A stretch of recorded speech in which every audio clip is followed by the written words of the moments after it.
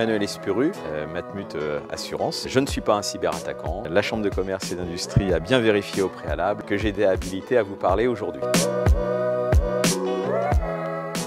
Les cyberrisques sont à décliner au pluriel, puisqu'on parle en fait d'atteinte soit à des systèmes d'information, soit d'atteinte à des données, que ces données soient personnelles, confidentielles, voire médicales.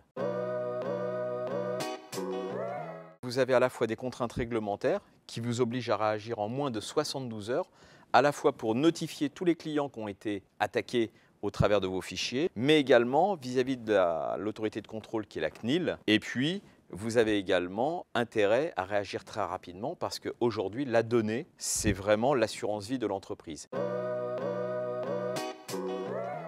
On parle même de cyberhygiène aujourd'hui. Je dirais la charte minimum ou minimale à adopter, c'est bien sûr une politique de gestion de mots de passe, une politique de sauvegarde de données et surtout de tester ces sauvegardes. On parle également d'utiliser les postes informatiques en mode utilisateur et pas en mode administrateur. Et enfin, de comportements normalement acceptables au niveau notamment des salariés, en n'utilisant pas des clés USB qui viennent de l'extérieur, en n'introduisant pas des logiciels qui ne feraient pas partie des systèmes d'information de l'entreprise.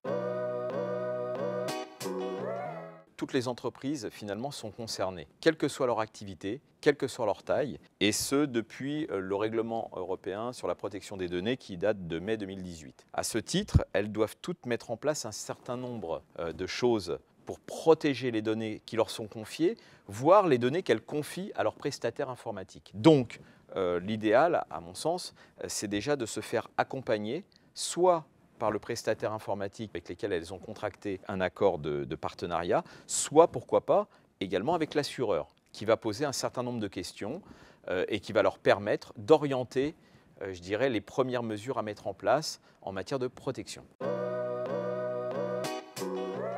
Il faut impérativement que vous ayez une plateforme de gestion de crise intégrée dans ces contrats. On voit bien qu'il y a un phénomène anxiogène vécu par le chef d'entreprise qui ne sait pas finalement par où commencer.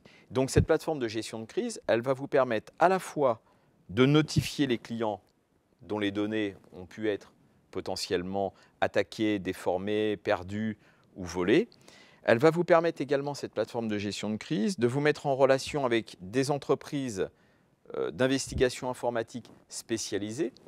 Elle va également, pourquoi pas, vous aider dans la communication, à la fois au niveau de vos clients, de vos prestataires, pourquoi pas de vos salariés. Et enfin, elle va vous aider sur le plan pénal, parce qu'il y a peut-être des actions en justice à mener auprès de ceux qui vous ont voulu du mal en introduisant des logiciels, en vous envoyant un ransomware, voire en perturbant vos systèmes d'information.